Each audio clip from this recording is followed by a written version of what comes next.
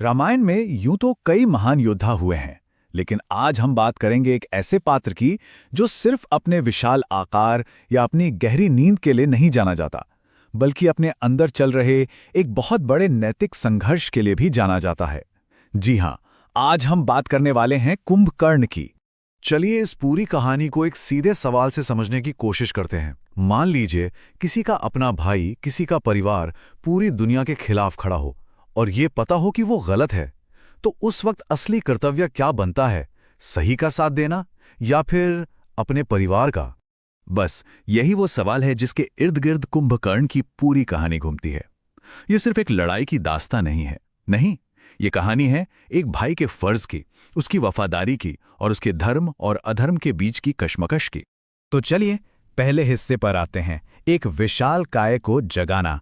कहानी शुरू होती है लंका की युद्ध भूमि से, जहां माहौल आप कह सकते हैं बहुत ज्यादा खराब हो चुका था। रावण के एक से एक बड़े योद्धा मारे जा चुके थे और अब उसे अपने आखिरी सबसे ताकतवर हथियार की याद आई। देखिए, लंका की सेना लगातार हार रही थी, उनका मनोबल बिल्कुल टूट चुका था और ऐसे में रावण को लगा कि इस तबाही को, इस हार को अगर कोई रोक सकता है तो वो सिर्फ एक ही इंसान है, उसका भीमकाय भाई कुंभकर्ण, जो अपनी 6 महीने की गहरी नींद में सोया हुआ था। लेकिन भाई, ऐसे विशाल काय को जगाना कोई बच्चों का खेल तो था नहीं। सोचे क्या क्या नहीं किया गया। पहले तो हजारों ढोल, नगाड़े, तुरहियां, सब कुछ उसके कानों के पास बजाया गया जोर जोर से, पर कुछ नहीं हुआ।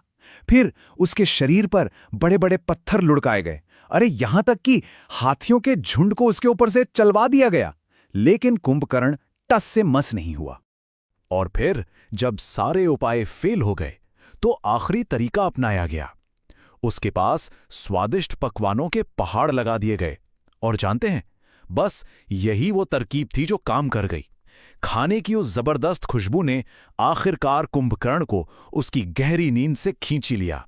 तो अब आते हैं दूसरे हिस्से पर, सत्य से सामना। अब कुंभकर्ण जाग तो गया, लेकिन जैसे ही उसे पता चला कि उसे वक्त से पहले क्यों जगाया गया है, वो गुस्से में सीधा अपने भाई रावण के दरबार में पहुंच गया। और वहां हुआ असली सच का सामना। वहां जाकर कुंभकर्ण ने रावण की कोई तारीफ नहीं की, नहीं, बल्कि उसे बुरी तरह फटकारा। उसने साफ साफ पूछा, क्या चोरों की तरह एक औरत को उठाकर लाने से आपका सिर गौरव से ऊंचा हो गया है? उसने कहा, बदला लेना था तो एक योद्धा की तरह लेते, ये क्या तरीका था? और यहीं पर दोनों भाइयों की सोच का टकराव साफ दिखता है। एक तरफ रावण था, जो इस युद्ध को अपनी बहन शूर्पणखा के अपमान का बदला और अपनी इज्जत का सवाल बता रहा था, और वहीं दूसरी तरफ कुंभकर्ण था, जिसने साफ कहा कि ये सब तुम्हारी हवस और तुम्हारे चापलूस सलाहकारों की वजह से हुआ है और तुमने इस वजह से पूरे कुल को खतरे में डाल दिया है। लेकिन इतनी बहस के बाद, सही और गलत की इतनी बातें करने के बाद भी आखिर में कुंभकर्ण ने एक फैसला लिया, एक ऐसा फैसला जो सब कुछ बदल देने वाला था। ये जानते हुए भी कि उसका भाई गलत है, उसने वफादारी को चुना, अपने भाई के प्रति, अपने कुल के प्रति। उसने कहा, जब भाई मुसीबत में हो तो दूसरा भाई उसका साथ देता है, उसे ज्ञान नहीं देता। और यहीं से कहानी एक और दिलचस्प मोड़ लेती है, भाइयों के धर्म संकट का। युद्ध में जाने से ठीक पहले कुंभकर्ण का सामना होता है अपने ही दूसरे भाई विभीषण से।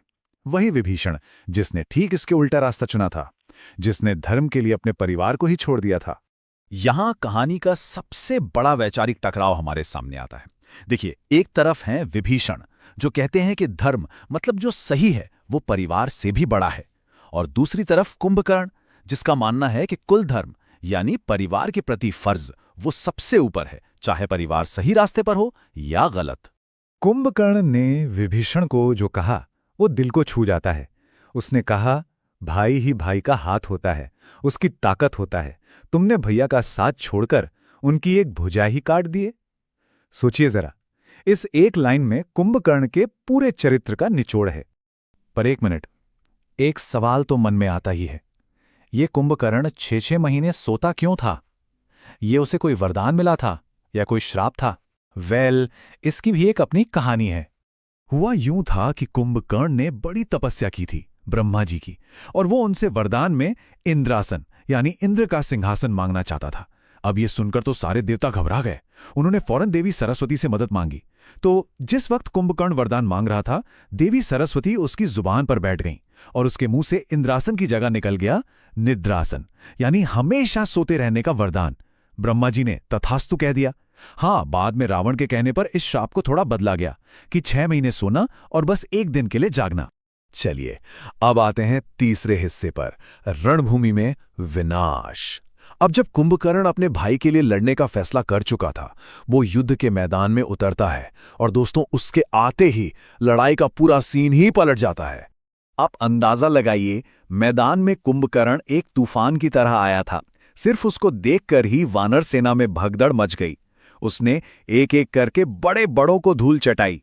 महाबली बाली के बेटे अंगद को बड़ी आसानी से हरा दिया। जिन्होंने पूरी लंका जलाई थी, उन हनुमान को भी उसने परास्त कर दिया। और तो और, वानर सेना के राजा सुग्रीव को तो उसने बंदी ही बना लिया था। वो सच में एक अजेय शक्ति लग रहा था। और अब कहानी का आखिरी हिस्सा, एक नायक का अंत। लेकिन हर कहानी का एक अंत तो होता है। इस महान लेकिन अपने रास्ते से भटके हुए योद्धा का सामना आखिरकार स्वयं श्री राम से हुआ। याद है उसने रावण से क्या कहा था?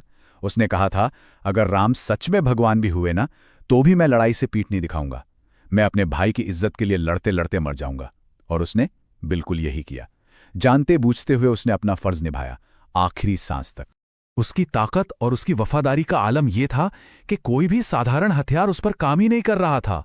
सोचिए, आखिर में उसे रोकने के लिए भगवान राम को अपने सबसे शक्तिशाली अस्त्र ब्रह्मास्त्र का इस्तेमाल करना पड़ा।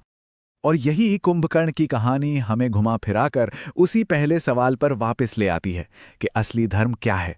क्या वो जो सही है या वो जो अपनों के लिए है? ये कुल धर्म और सत्य धर्म के बीच की वो लड़ाई है जिसका कोई आसान जवाब शायद है ही नहीं। और कुंभकर्ण की ये कहानी हमें बस इसी गहरे सवाल के साथ छोड़ जाती है।